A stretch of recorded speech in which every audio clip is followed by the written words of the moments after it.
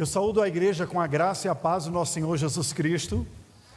E para mim é um prazer estar aqui com vocês, né? Reunir com outros irmãos em Cristo para adorar o nosso Senhor e o nosso Salvador é o ponto alto da vida cristã, não é verdade?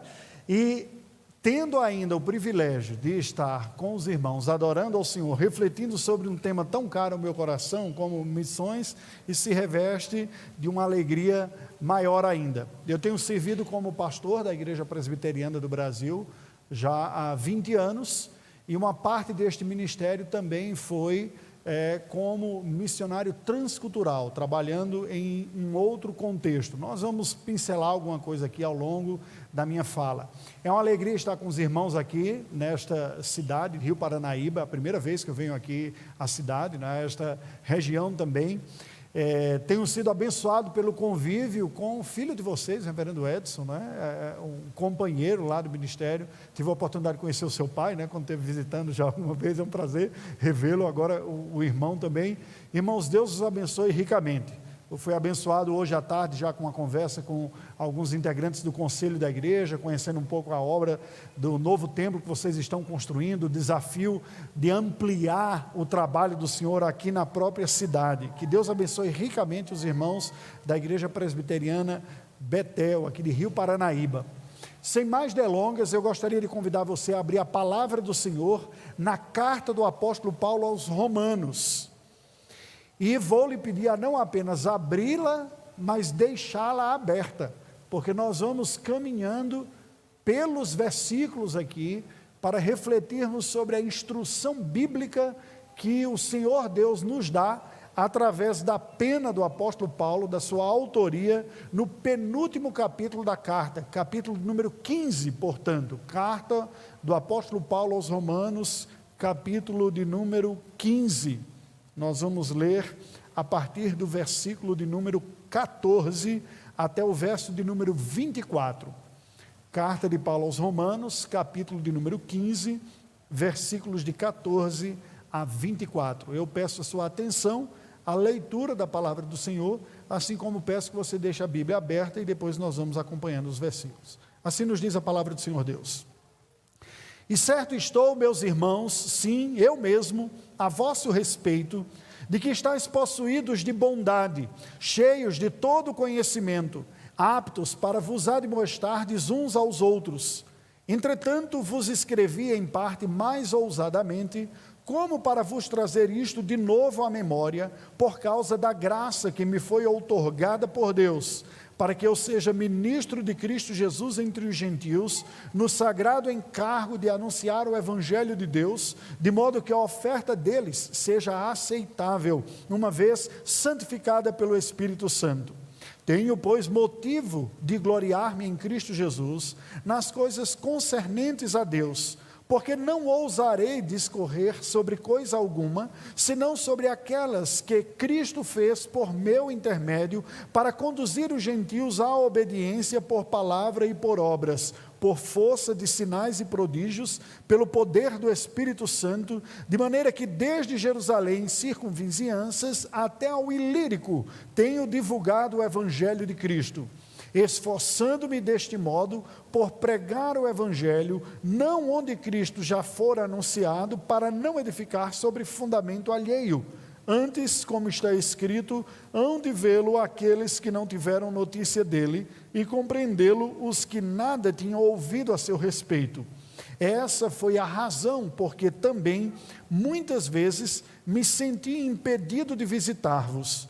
Mas agora, não tendo já campo de atividade nestas regiões e desejando há muito visitar-vos, penso em fazê-lo quando em viagem para a Espanha, pois espero que de passagem estarei convosco e que para lá seja por vós encaminhado, depois de haver primeiro desfrutado um pouco a vossa companhia. Vamos orar ao Senhor mais uma vez. Ó Deus bendito, a tua palavra acaba de ser lida, e neste momento que será exposta, Senhor Deus, nós nos confessamos dependentes todos da iluminação do Teu Espírito.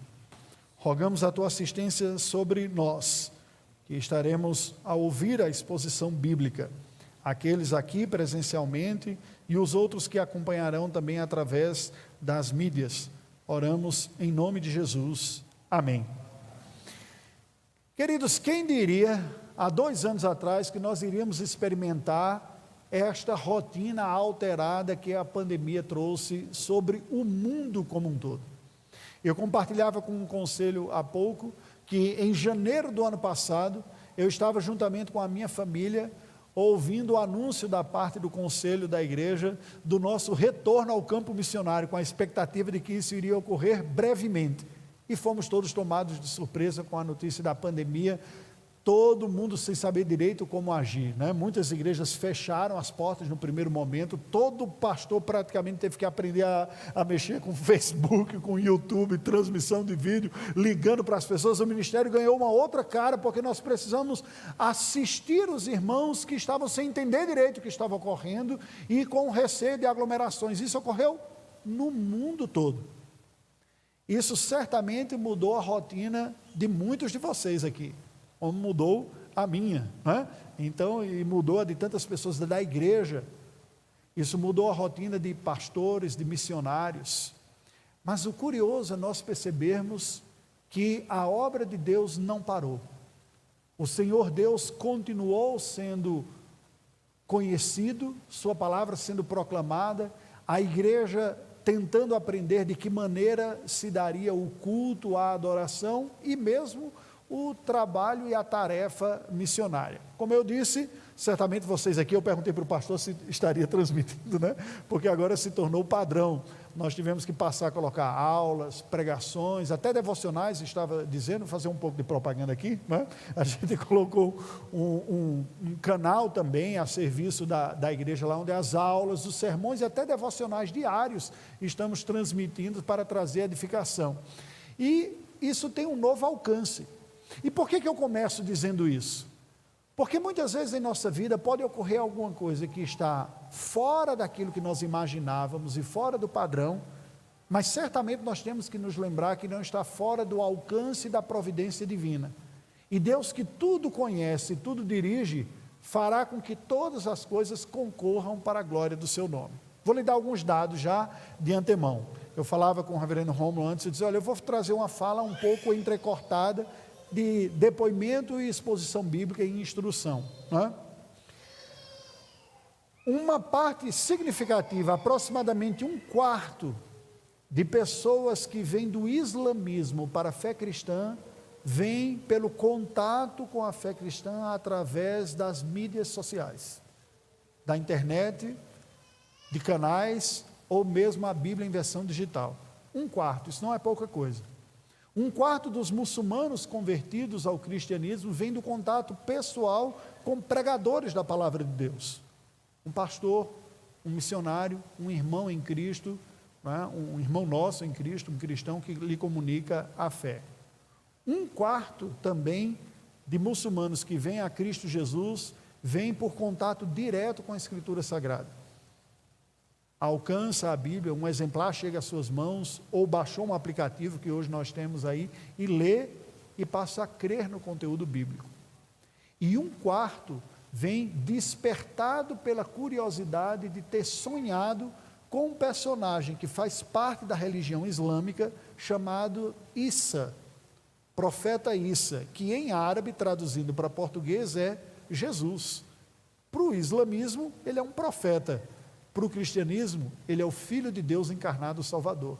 E ao sonhar, existe essa imagem, né? E, portanto faz parte, ele acorda e diz, eu preciso conhecer mais sobre isso, ou sobre esta pessoa, e vem atrás. Estou falando isso também porque na nossa trajetória missionária inicial, eu servi juntamente com a minha família, eu sou um paraibano, se vocês não desconfiaram de que eu não sou aqui de Minas Gerais pelo sotaque, então, para que eu sou um paraibano casado com uma paranaense, com 2 filhos mineiros e 2 filhos paulistas. E esta família de caráter nacional serviu ao Senhor durante 2 anos em um pequeno país da região do sudeste europeu, um país de maioria muçulmana chamado Albânia.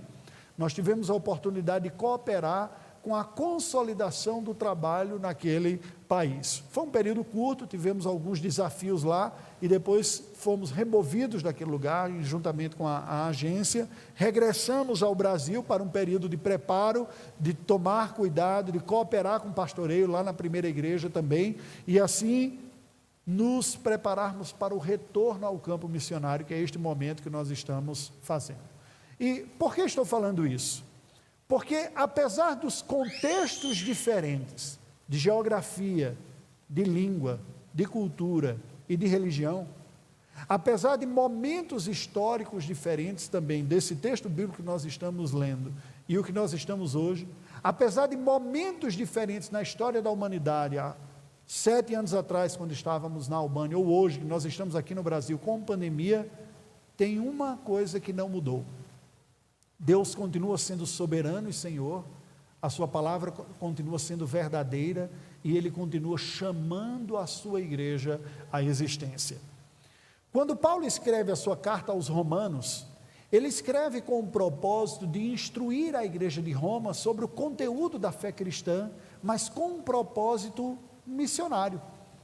Dificilmente a gente ouve essa ênfase quando nós ouvimos explicações sobre a carta de Roma. Talvez você já tenha ouvido alguém falar que a carta de Paulo aos Romanos é a mais sistemática de todas as cartas. Nós aprendemos isso. De fato, a carta de Roma trata de temas teológicos bem estanques e claramente definidos, capítulo após capítulo. Mas o capítulo 1 nos emoldura, juntamente com o capítulo de número 15, o contexto que essa carta é apresentada.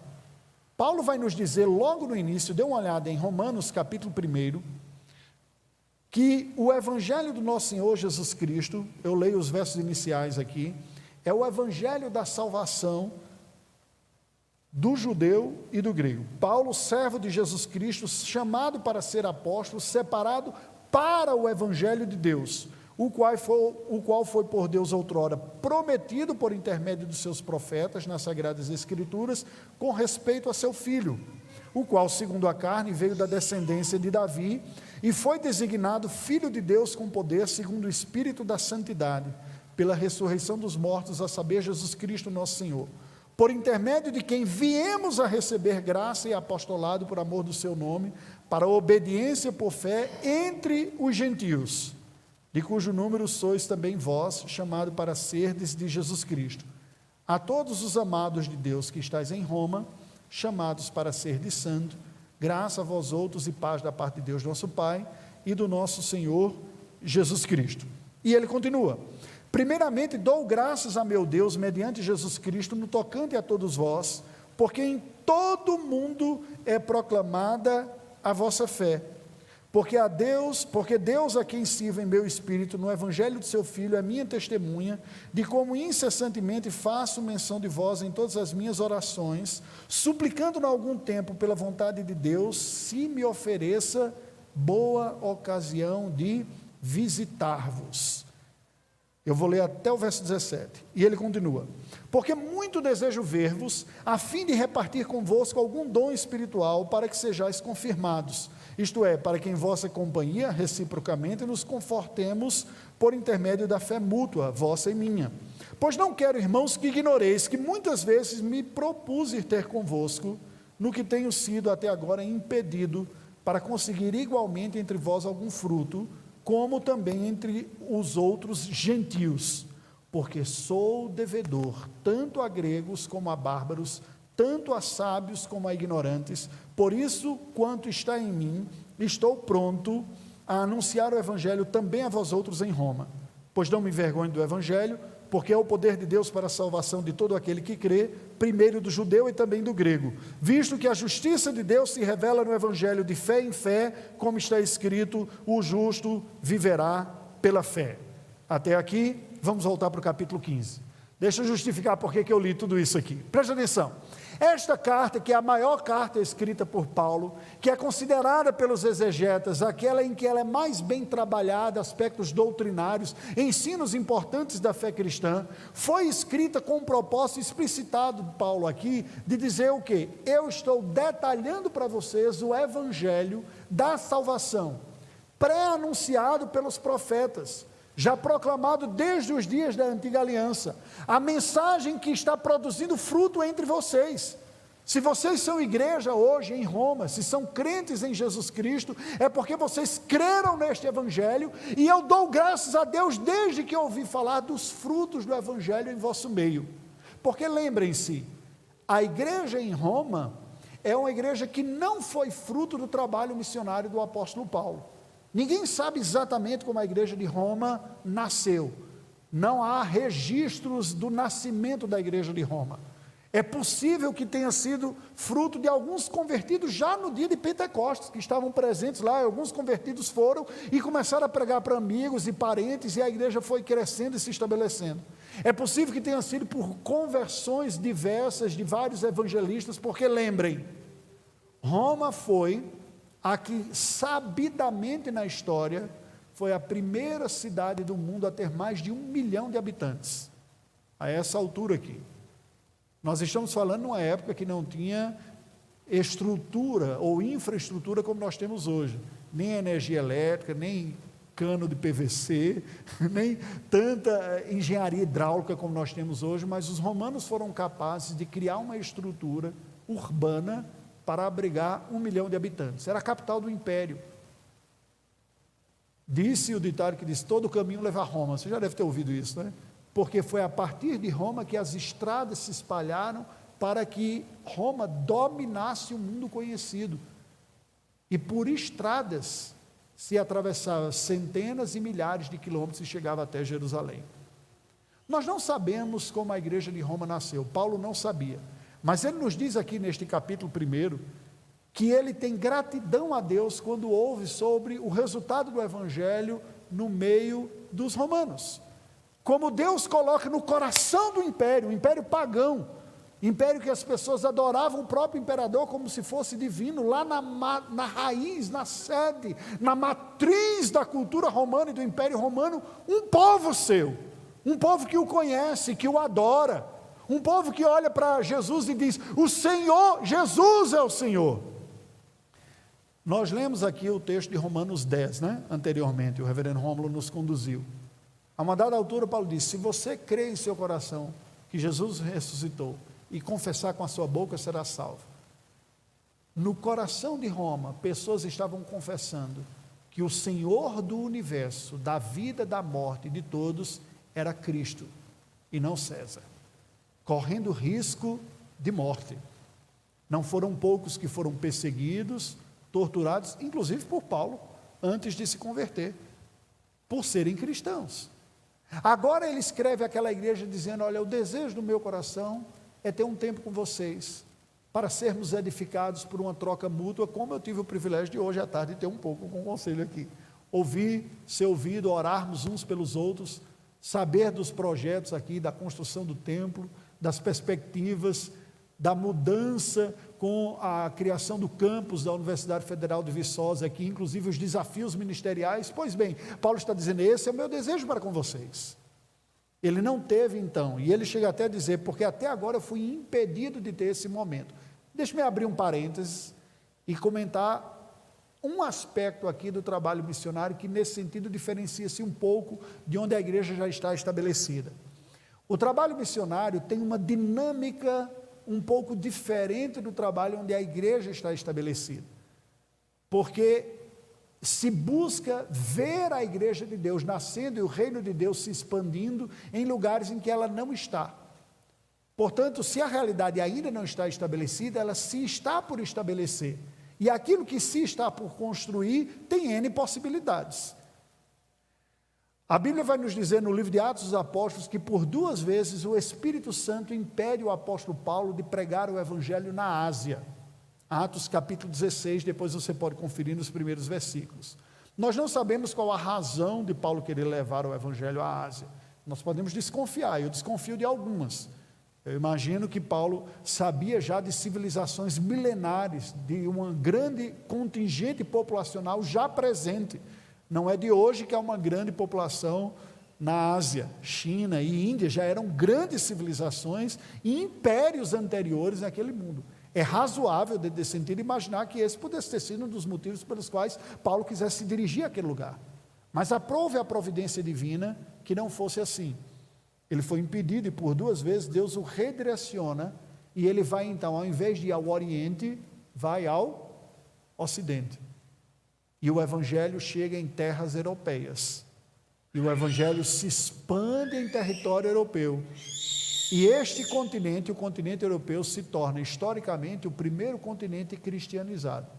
Certamente àquela altura não se sabia exatamente quais seriam os frutos do Evangelho ao longo dos séculos ou das gerações. Certamente alguns ajustes precisos, e digo isso porque, num certo sentido, há uma identificação da nossa própria história. Quando nós recebemos o primeiro convite do trabalho missionário, nós decidimos então nos dirigir ao mundo oriental também, um mundo de maioria muçulmana. Mas, por motivos maiores do que a nossa capacidade de superá-los, nós somos bloqueados. Precisamos repensar essa trajetória e, juntamente com a agência, fomos tirados do Oriente e caminhados um pouco mais para o Ocidente, e agora recuando, e diante de nós temos um novo projeto, que é nesse próprio continente nosso, o novo continente, o continente americano, na América Central. Porém, quando Paulo fala isso, ele tem uma ideia muito clara, que é estabelecer um vínculo e um contato e uma parceria com a igreja de Roma, para que o Evangelho de Deus fosse conhecido de outros que ainda não era. Vamos ver como ele apresenta este plano? Logo no capítulo 1, ele justifica, ele diz: o Evangelho que foi anunciado pelos profetas é esse que eu anuncio, eu espero estar com vocês para a gente ter um momento de congraçamento junto, de comunhão, e sermos edificados mutuamente. Eu tenho proclamado o Evangelho, que é o Evangelho da salvação do judeu e do grego também, assim como está salvando com vocês, vai pelo mundo todo. E aí, a partir do versículo 18, ele começa a descrever vários elementos da mensagem cristã.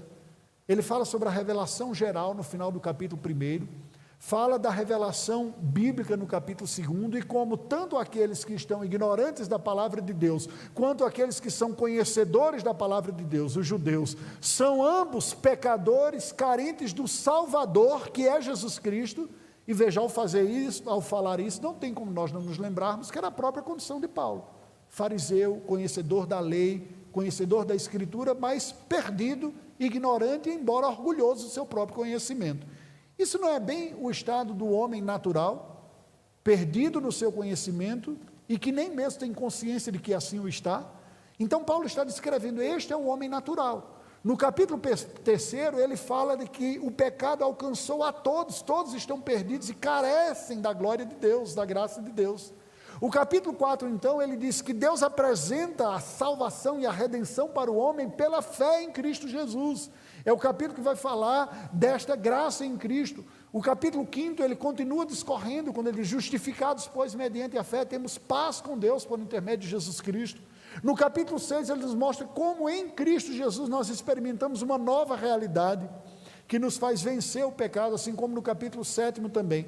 No capítulo 8, ele vai descrever o poder soberano do amor de Deus, de alcançar pecadores e unir a Cristo, o amor a realidade mais poderosa de todas, de tal maneira que ninguém pode ser separado do amor de Deus. Romanos capítulo 8.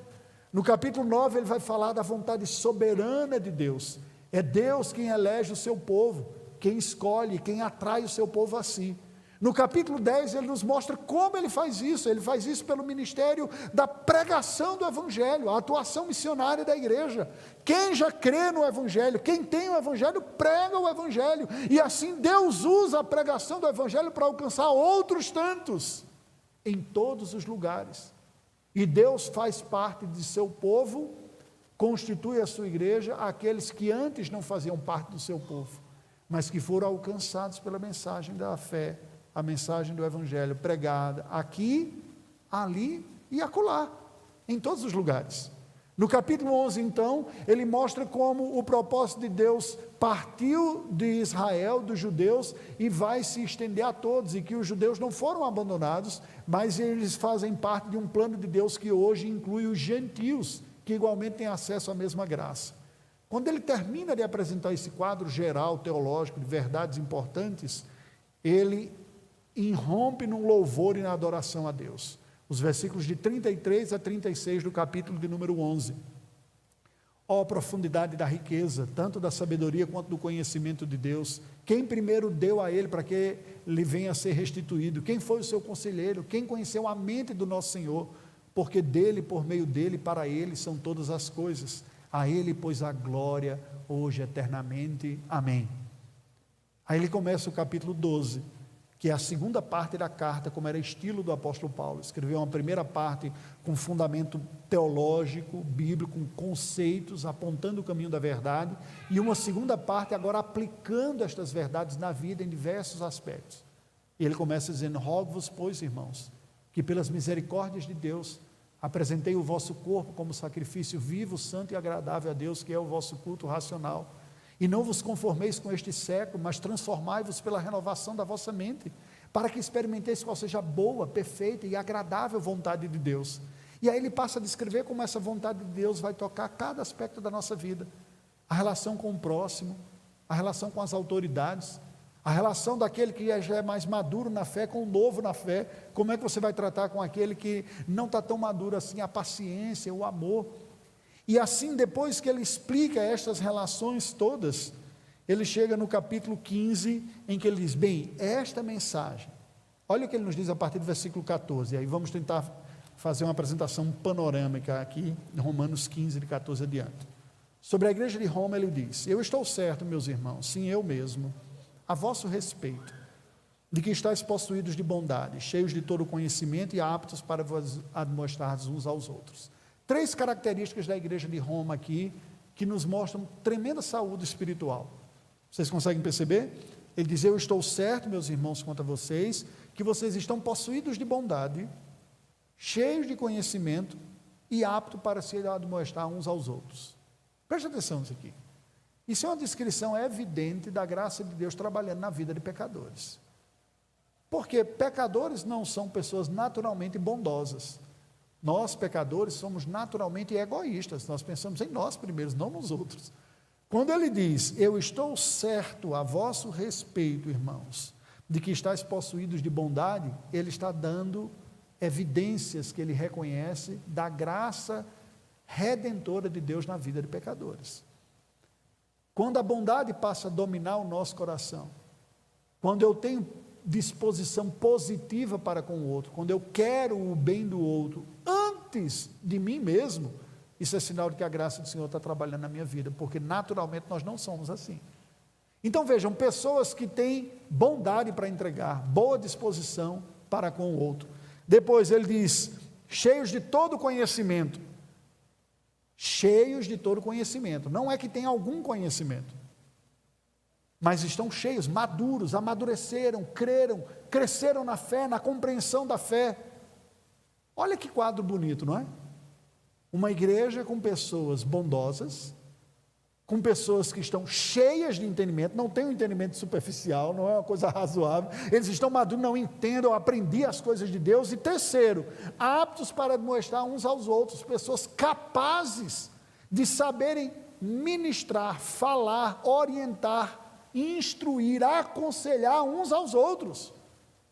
Uma maturidade tal que eu não apenas sei, porque se em algumas comunidades o desafio de algumas pessoas é serem um pouquinho melhores, em outras comunidades o desafio para outras pessoas é aprenderem um pouco mais na fé, porque apesar de tanto tempo de vida cristã, parece que o conhecimento é muito básico ainda, está muito longe disso daqui. Mas um terceiro aspecto, certamente quase como uma cereja do bolo aqui, são pessoas bondosas, com conhecimento bíblico profundo e com disposição para servir. Uma igreja em que as pessoas estavam preparadas para servir uns aos outros, para instruir, para aconselhar. Não era tudo dependente só de meia dúzia de oficiais. Quando a gente olha essa descrição, eu fico pensando: gente, que igreja maravilhosa, onde é que essa igreja está? Ninguém quer me indicar para ser pastor lá, não? Gente boa, com conhecimento bíblico profundo e capaz de ministrar uns aos outros, é uma maravilha, não é? Agora olha o que ele diz no versículo seguinte: entretanto, o versículo 15 começa com uma conjunção adversativa. Lembra daquela aula de gramática lá, língua portuguesa, que você não achou tão interessante? Pois é, iria fazer falta um dia espiritualmente. Conjunção adversativa, ela apresenta a ideia contrária. Por que a ideia contrária? Porque no versículo anterior ele está descrevendo motivos de louvor a Deus na igreja de Roma. Pessoas boas, pessoas com conhecimento profundo, pessoas capazes de ministrar a Bíblia uns aos outros, só coisa boa. Porém, não era só coisa boa na vida naquela igreja. Entretanto, vos escrevi em parte mais ousadamente, como para vos trazer isto de novo à memória, por causa da graça que me foi outorgada por Deus. O que é que está sendo dito aqui? Apesar de todas essas qualidades, pelo chamado de apóstolo que eu tenho, essa graça que me foi outorgada por Deus do ministério, eu percebo na vida de vocês algumas coisas que vocês estão esquecendo. E por isso que eu tive que escrever de forma mais enfática, dizendo, a vida cristã não é só essas qualidades que vocês têm, não. Existem algumas coisas que vocês estão esquecendo. Atenção, estão esquecendo. E por isso eu estou chamando a atenção de vocês de forma mais ousada. A tentação nossa é olhar as graças de Deus na nossa vida, que está produzindo bons frutos, e dizer, está bom e está suficiente. Tanta coisa boa, olha só, pastor, você não sabe, a gente estudou o catecismo todinho na igreja, a igreja está firme em doutrina. Os irmãos agora cantam com certeza daquilo que estão dizendo, não fica cantando qualquer coisa, porque consegue avaliar, tem boa doutrina. Os irmãos estão até mesmo agora instruindo, tem mais gente disposta a cooperar no departamento infantil, a fazer evangelismo, pessoas falando a palavra de Deus, que coisa maravilhosa. E até aqueles crentes tranqueiros estão ficando gente boa. Você acredita? Os caras estão tratando os outros melhor. Gente, essa igreja é um céu. A gente poderia pensar assim, não é? Vocês concordam que eu estou dizendo aqui as mesmas coisas que Paulo está falando, só que de outra maneira? Mas aí Paulo diz, mas vocês estão esquecendo de algo,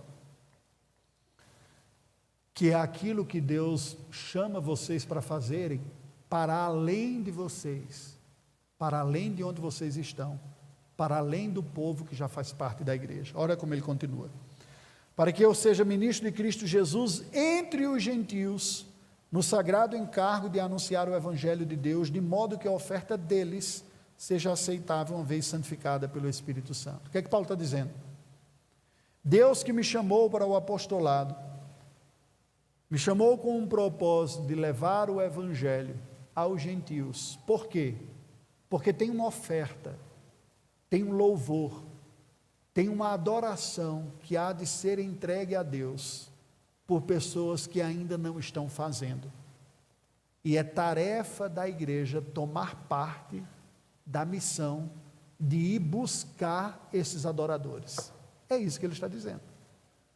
Nós podemos perder isso de vista quando nós temos boa doutrina, nós temos crescente piedade em nosso meio, nós temos serviço aqui entre nós, nós temos adoração, ofertas, louvores, construção de templo, que coisa maravilhosa. E Paulo está dizendo, é tudo maravilhoso que está ocorrendo aqui, mas o que Deus está fazendo é muito mais amplo e maior do que aquilo onde já está acontecendo.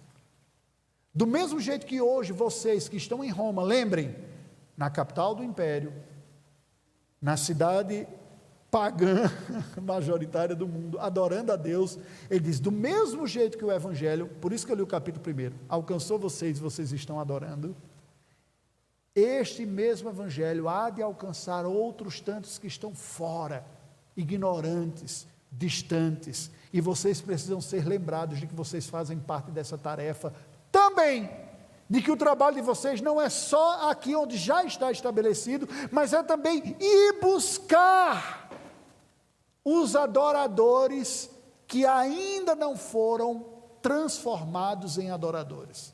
Há gentios pelo mundo aí, ignorantes do evangelho, que haverão de ser alcançados pelo evangelho, que passarão a glorificar a Deus, e que oferecerão ao Senhor uma oferta aceitável, santificada pelo Espírito Santo, fruto de conversão, fruto do evangelho. E ele continua, tenho, pois, verso 17, motivo de gloriar-me em Cristo Jesus nas coisas concernentes a Deus, porque não ousarei discorrer coisa alguma, senão aquelas que Cristo tem feito por meu intermédio, olha, de novo, para conduzir os gentios à obediência por palavras e por obras. O que é que Paulo está dizendo? Veja que quando ele escreve esta carta, ele já havia iniciado o seu ministério missionário, já havia testemunhado conversões entre pagãos, porque a igreja cristã, ela nasce em Jerusalém no dia de Pentecostes, basicamente na comunidade judaica que estava dispersa, que foi a Jerusalém no dia de Pentecostes, para prestar o cumprimento da lei mosaica, que dizia que um dos dias de adoração lá no templo em Jerusalém era o dia de Pentecostes.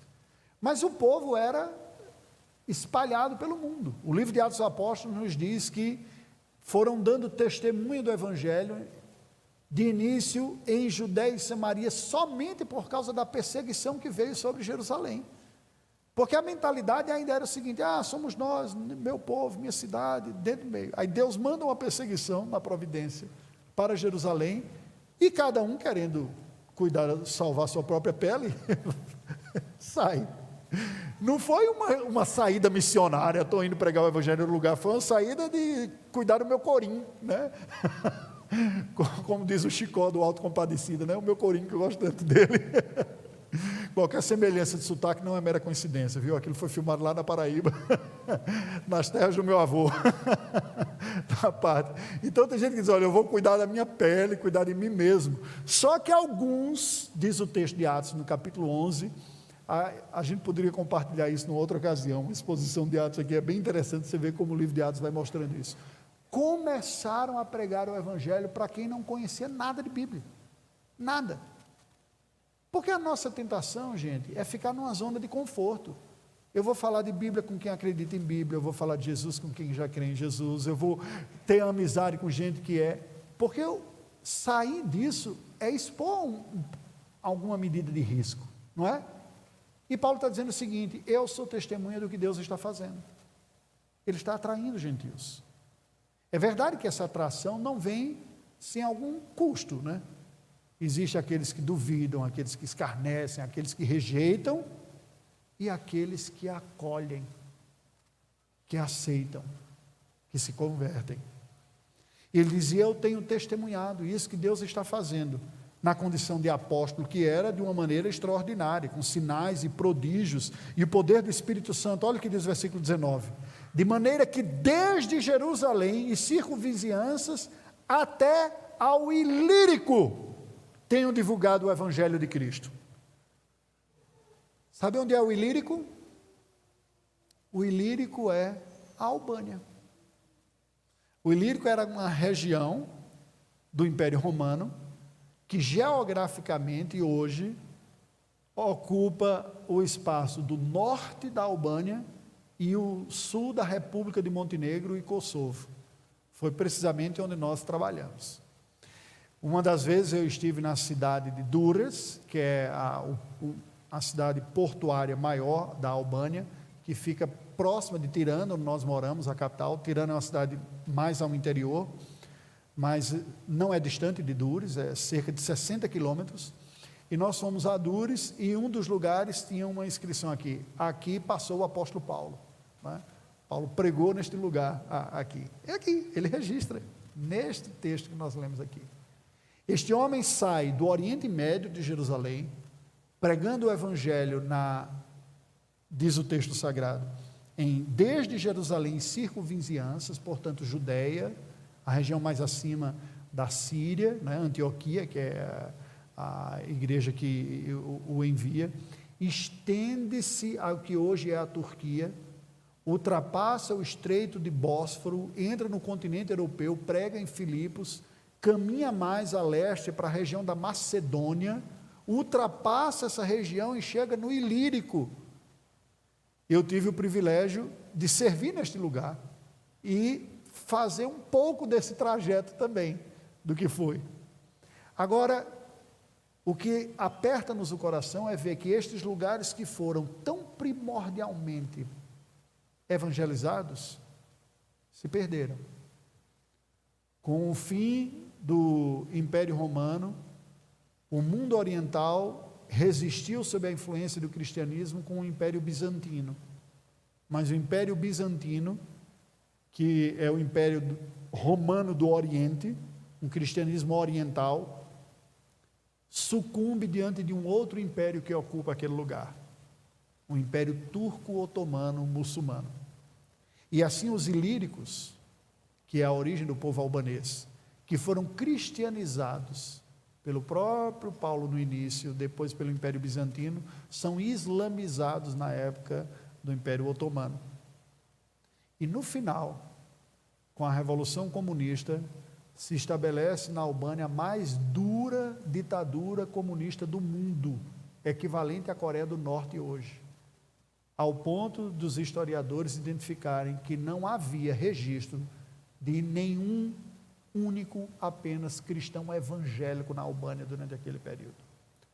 A ditadura comunista perseguiu qualquer tipo de religião, cristianismo, islamismo, o cristianismo na sua versão católico-romana ou ortodoxa, que é um cristianismo oriental, né, que tem. Mas depois aquele país se abriu. E depois que aquele país se abriu, missionários foram para lá. Eu cheguei na segunda geração, precisamente com um propósito mais específico, que era ajudar na consolidação da igreja. Eu compartilhava com o conselho de que, como pastor, pela própria identificação por dons e habilidades, eu tenho servido como pastor durante 20 anos, sou professor no seminário presbiteriano, eu tenho uma satisfação muito grande de ajudar os irmãos a crescerem na fé, a amadurecerem na fé, o que a gente poderia chamar de discipulado, ou um trabalho de consolidação. E é importante nós percebermos, porque o Evangelho é o Evangelho não apenas que salva, mas é o Evangelho também que santifica. É a mensagem que traz à igreja a existência, mas é a mensagem que edifica a igreja também, para que ela se consolide como uma igreja madura. E veja que o trabalho tem que ser encarado em todas essas fases e desafios. Nem sempre o apóstolo Paulo fez todas as etapas. O reverendo Rômulo lembrava na conversa à tarde, que quando ele escreve a Tito, ele diz: Tito, eu deixei você lá para dar continuidade à tarefa que eu comecei. Mas por que estou falando isso aqui? Porque Paulo tinha a compreensão de que o evangelho da graça de Deus é o evangelho que alcança pecadores, salva pecadores, transforma pecadores e estabelece a igreja de Deus. E que, portanto, ao estabelecer a igreja de Deus, o Senhor passa a ser adorado, louvado, honrado e glorificado entre pessoas que antes não conheciam. Mas como isso ocorre? Isso ocorre pela obediência missionária da igreja. Onde ela está, eu continuo pregando o evangelho onde eu estou, eu continuo edificando a igreja onde eu estou, eu preciso cuidar da próxima geração. Preste atenção. E aí eu vou ir costurando, né? De novo, vou dar um outro exemplo. Eu vi que você estava com a Bíblia do Supremo Concílio. Você foi como representante lá? Foi, né? Então você se lembra da delegação da Nova Zelândia, quando teve lá o David falando lá, um apelo, né? O país da Nova Zelândia era, há 40, 50 anos atrás, um dos países de maior densidade evangélica do mundo. Estava mais de 50%, 60%, 70%, com um engajamento missionário impressionante. Mas em poucas décadas, o declínio espiritual foi tão grande, que há 2 anos atrás, 3 anos atrás, nós recebemos no Supremo Concílio uma delegação da Nova Zelândia, fazendo um apelo para a igreja brasileira. Nós estamos precisando de missionários. A igreja está morrendo na Nova Zelândia. O país que tinha índice de mais da metade da população professando a fé, hoje tem menos de 30% professando a fé. Caiu drasticamente. E desses, 7% frequentando a igreja. Um número grandioso de pessoas sem religião e um dos maiores índices de suicídio de adolescentes do mundo. O que ocorreu? Certamente houve uma falha de comunicar a fé para a próxima geração. Não foi nem mesmo uma evangelização missionária para quem não era alcançado, foi o dever de casa que não conseguiu fazer, a próxima geração. Eu ouvi com os meus olhos marejados o depoimento de um amigo que se tornou um pastor de lá, falando das experiências da sua própria família, ele dizendo: eu sou o único cristão da minha geração, da minha família, presbiteriana, desde quando o país foi colonizado. porque foi colonizado principalmente por escoceses. Você sabe que os escoceses são presbiterianos na sua constituição histórica, eles o único. E aí um grupo reage a isso e diz, não, está errado, está distorcida a mensagem, a gente tem que voltar para o básico aqui. E foi fundada uma pequena denominação conservadora, crente, mas pequena, que está tentando revitalizar todo o trabalho. Por que é importante nós percebermos isso? Quando Paulo escreve a Roma, ele está dizendo, esta mensagem que salvou vocês, é a mensagem que continua salvando pecadores, que vocês não podem perder de vista para vocês mesmos, geração após geração, mas também para os outros. Porque a tendência que nós vemos é que as igrejas, quando falam sobre ministério, elas tendem, nós somos tentados a desenvolver algum tipo de desvio ocular ministerial. Eu sou míope, o que significa dizer que eu não enxergo de longe, eu preciso de lentes corretivas para ver de longe. Se eu tirar os óculos, eu não vejo as expressões faciais de vocês. Essa é a hora para vocês fazerem a careta, que eu não vou ver, né? Aproveitar, certo? Não vejo, eu preciso de lentes para corrigir. Mas tem algumas outras pessoas que têm um problema oposto, eles veem muito bem de longe, mas não conseguem ver de perto, precisa de lentes corretivas para perto. Então ele conversa com você, vê ônibus, vê a vaquinha que está lá em cima do morro, lá sem óculos, mas não consegue ler. Aí vai ler a Bíblia, aí, você já viu? A pessoa faz assim, ela conversa com você olhando por cima, né? Porque ela consegue ver, mas para ler ela precisa de lente, ela não vê de perto, né? Tem um problema oposto. Ministerialmente, nós somos tentados a cair num desses dois desvios. Tem igreja que só vê perto, só vê a minha necessidade, o departamento infantil, né? As sociedades internas, a escola dominical, quem está matriculado, quem não está, tem aqui. A vida toda ocorrendo lá de fora e não consegue perceber como campo de atuação sua. Paulo está apelando a Roma, que ocorria este equívoco. Mas tem algumas outras igrejas que olham para o assunto missionário como se fosse uma coisa maravilhosa, extraordinária, mais exótica, não é? E aí a pessoa fantasia a igreja, coloca bandeira, faz meio monte de coisa, fica falando, Senhor, coitado, os japoneses estão morrendo e tudo, mas a pessoa é incapaz de falar para o seu vizinho, está querendo salvar o outro lado do mundo, e não consegue atravessar o outro lado da rua. Gente preocupada com a salvação dos afegãos, por causa do Talibã, não é? Mas incapaz de dar um afeto, né? A um parente e levar o evangelho também, um afago, melhor dizendo, um afago ao seu parente, fazendo um trocadilho aqui, não é? Percebe? Pastor, qual é o certo? Biblicamente, é tudo o tempo todo. Eu cuido dos meus, mas eu também levo o evangelho para quem está longe. Certa vez os discípulos disseram para o Senhor Jesus, depois dele já ter desenvolvido o ministério durante 3 anos, morrido, ressuscitado, quando é que o Senhor vai restaurar o reino de Israel? Jesus disse, há tanto tempo eu estou com vocês, né? Eu fico pensando assim, né? Tem que explicar isso básico, novo, está em Atos capítulo 1, ele diz, olha, não vos compete saber datas ou épocas que o Pai reservou para sua exclusiva autoridade, mas recebereis poder ao descer sobre vós o Espírito Santo, e sereis minhas testemunhas, tanto em Jerusalém, quanto em toda a Judéia e Samaria, e até os confins da terra. Veja que Jesus não disse, primeiro em Jerusalém, depois você fizer o dever de casa aqui, aí você amplia um pouquinho mais, não, agora está na hora de ir para a Judéia. Depois que estabeleceu o presbitério e sínodo na Judéia, aí a gente vai até Samaria. Depois que tiver uma denominação samaritana, aí a gente pensa nos confins da terra. Não é progressiva a lógica. A ordem de Cristo é clara, é tanto em Jerusalém como em toda a Judéia e Samaria até os confins da terra, que foi o que ocorreu nessa geração. Paulo pregou em Roma, mas ele saiu pelas circunvizinhanças, foi até o Ilírico, ao mesmo tempo que Pedro estava pregando, o João estava pregando, e os outros estavam por ali onde estivessem, percebem? Nós temos uma tarefa interna para fazer, doméstica, não podemos ser negligentes, daí eu dei o exemplo da Nova Zelândia, né? Mas nós temos uma tarefa externa para fazer também, oportunidades, o que está ocorrendo com a cidade, um novo campus universitário, um fluxo de pessoas passando por aqui, temos que estar atentos, são oportunidades que Deus nos dá de levar o evangelho para essas pessoas, para que Ele receba a adoração de gente que hoje não recebe, mas que a providência está colocando.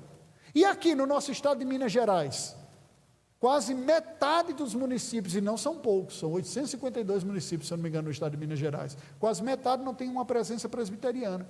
Tem nada a ver comigo? Tem! Lógico que tem. Você conhece a fé de nosso Senhor Jesus Cristo? Você é um cristão da igreja presbiteriana, Senhor, que o Senhor seja louvado também com a fé bíblica, madura, sólida aqui. E nós podemos tomar parte. Mas disse Jesus, e até os confins da terra. É isso que Paulo está dizendo para a igreja de Roma. Veja como ele continua, versículos 20 e 21. Esforçando-me deste modo por pregar o evangelho, não onde Cristo já for anunciado, para não edificar sobre fundamento alheio, antes, como está escrito, hão de vê-lo aqueles que não tiveram notícia dele, e compreendê-los que nada tinham ouvido a seu respeito. O que é que Paulo está falando? Eu tenho um chamado apostólico gentílico. Preste atenção que isso aqui é importante. Aquelas pessoas que Deus chama para o ministério, Ele não chama necessariamente todo mundo com o mesmo perfil ministerial.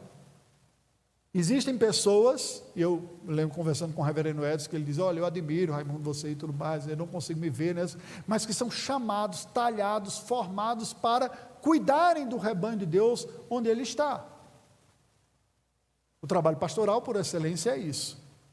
Paulo, quando escreve aos Gálatas, diz, aquele que operou eficazmente em mim o apostolado aos gentios, operou eficazmente em Pedro o apostolado aos da circuncisão. Ou seja, os filhos da aliança e aqueles que estão fora da aliança. Agora, a igreja como um todo precisa estar atuando sempre nas duas frentes. Se eu esqueço os filhos da aliança, eu negligencio com a tarefa interna, a igreja morre em algumas gerações. Se eu esqueço os que estão fora da aliança, eu viro um grupo, um gueto, fechado, isolado dentro de si, que perdeu a capacidade de brilhar e de testemunhar. Então eu tenho que estar atento às duas frentes o tempo todo. Para que isso ocorra, a igreja tem que oferecer suporte, apoio e condições para que o pastorado da igreja ocorra bem feito, para que esse homem esteja sempre feliz aqui, porque assim, às vezes a gente fica triste, porque quem deveria estar dando suporte, dá pedada. Entende? Então você tem que chegar, Senhor, abençoa, ore pelo seu pastor, diz, pastor, estuda a Bíblia, para comunicar a Bíblia para a gente aqui, nos ajuda a ser cristão melhor, estimule, porque há uma obra aqui a ser feita, mas ao mesmo tempo diz, e como é que a gente vai participar da salvação dos outros? Também, ao mesmo tempo, são as duas coisas, eu tenho que estar atuando nas duas, é isso que Paulo está dizendo. No caso dele, ele diz, para mim é claro, o chamado e a vocação de lançar os fundamentos, o evangelho do reino de Deus, não sobre fundamento alheio, mas onde Cristo não for ainda anunciado. Vamos colocar em miúdos o que é que a gente precisa aprender disso aqui? É o seguinte, como que a igreja serve fielmente e dá continuidade no lugar onde os fundamentos já foram estabelecidos? Como é que a gente amplia, consolida, firma o trabalho da igreja onde ela já está presente? É a tarefa interna. Por outro lado, eu tenho que pensar, como que a igreja vai participar da obra de Deus no lugar onde a igreja ainda não está presente? De que maneira nós participamos? Paulo está justificando isso para a igreja de Roma. Aí ele continua, verso 22. Essa foi a razão por que também muitas vezes me senti impedido de visitar-vos. Qual? Porque ele estava incansavelmente pregando o evangelho pelo mundo. Eu quero ter um tempo com os irmãos lá de Roma, não é? Como ele tinha falado logo no início da carta, mas assim, a minha agenda está cheia, pregando o evangelho em vários lugares, mas agora, não tendo já campo de atividade nessas regiões, porque ele saía, pregava, constituía a liderança e seguia, diz, agora que eu terminei essa fase, e desejando há muito visitar vocês, penso em fazê-lo, quando em viagem para a Espanha, pois espero que de passagem estarei convosco, e que para lá seja por vós encaminhado, depois de haver desfrutado um pouco a vossa companhia. Presta atenção aqui, duas coisinhas. Primeiro, a Espanha dos dias de Paulo não era a Espanha do Real Madrid e do Barcelona de Messi, não, gente. Não era, não. A Espanha era onde Judas perdeu as botas naquele tempo. Era o fim do mundo. Hoje o pessoal fala, não, Espanha, Madrid, né? Buenos dias, hermanos, né? Não. A Espanha naquele dia era ser o final do mundo. Lembra, eles não sabiam do continente americano, assim, quando eles olhavam para a direita, né, para o ocidente, onde é que termina o mundo? termina numa península chamada Península Ibérica, que majoritariamente é Espanha. Tinha um pedacinho lá no cantinho que recebeu o nome de Lusitânia, que depois virou Portugal. Né? Mas, a princípio, aquilo tudo era extensão da Espanha lá. Em outras palavras, você está percebendo o que está acontecendo aqui?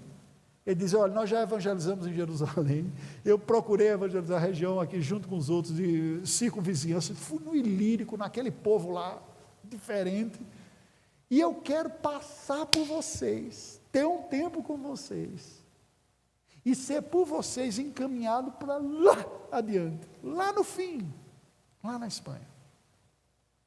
Esse é o motivo dele ter escrito esta carta. Ele está mostrando para a igreja o seguinte: o evangelho que está produzindo coisas maravilhosas entre vocês, é o evangelho que tem um poder de produzir coisas maravilhosas entre todos os povos. O evangelho que alcançou vocês, é o mesmo evangelho que comissiona vocês a também irem alcançar outros que ainda não foram alcançados.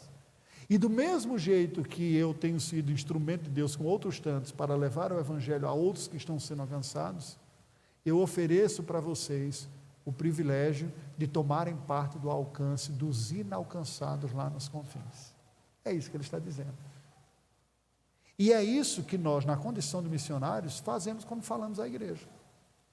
O apelo missionário não é o apelo do constrangimento, não é aquele, já que vocês não têm coragem de ir, né? Não tem coragem, quer ficar aí sentadinho no banco, então ajuda quem tem coragem, né? Não é assim. O apelo missionário não é aquele apelo emotivo dizendo, tantas pessoas morrem por segundo sem Jesus, olha as labaredas do inferno queimando, cuidado, e a pessoa, eita mesmo, tem que tirar a gente do inferno. Não, gente, embora estas coisas sejam verdades, não é a grande razão. A grande razão foi apresentada aqui por Paulo.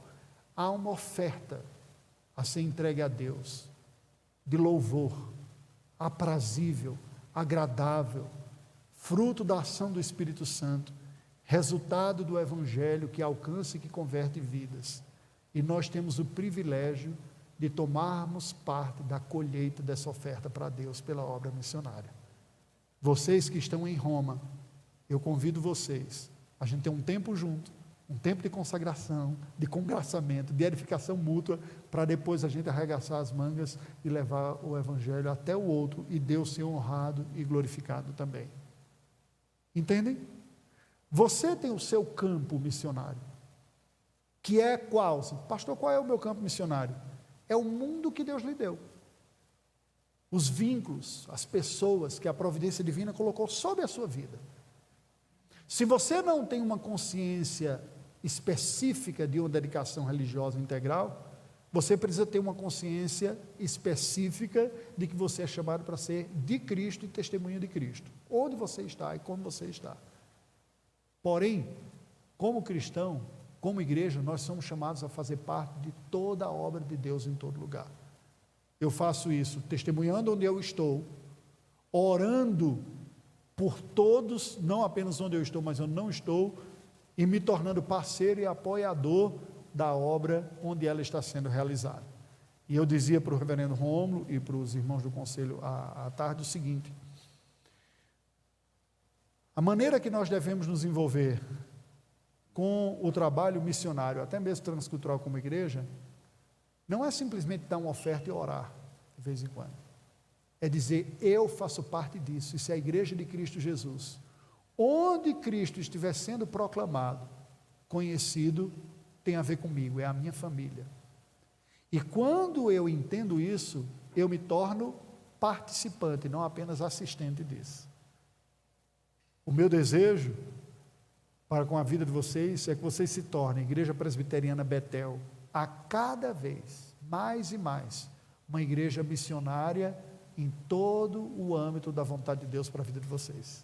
Crescendo aqui na cidade, como testemunha, na sua família, nos amigos, alcançando gente que vocês não imaginavam antes que poderia, e estendendo esse testemunho até os confins da terra. E ofereço a vocês a oportunidade de estar conosco. Eu careço das orações de vocês, nós estamos com a nossa família na iminência de voltar para o campo missionário, agora na região de América Central e Caribe. Mas como o tempo estourou, eu vou deixar que o pastor vai passar para vocês um resumo do projeto, num vídeo curto também que a gente preparou sobre os desafios. Eu vou só dar uma palhinha aqui, só uma palhinha para terminar?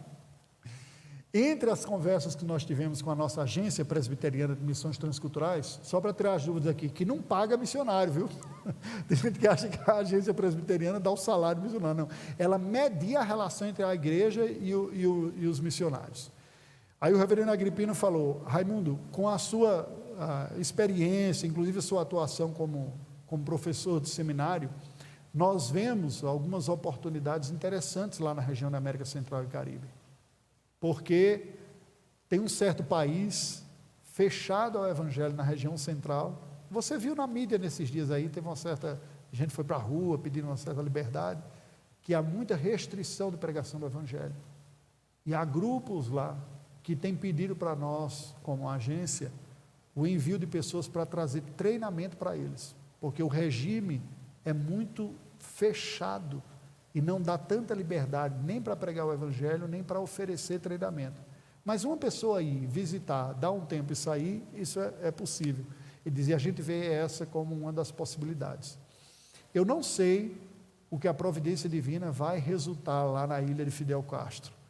Talvez o país se torne mais e mais aberto.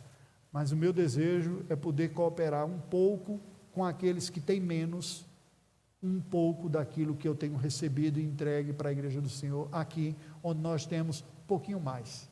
Que Deus nos ajude a compartilhar com os outros uma parte daquilo que nós temos recebido da parte dele.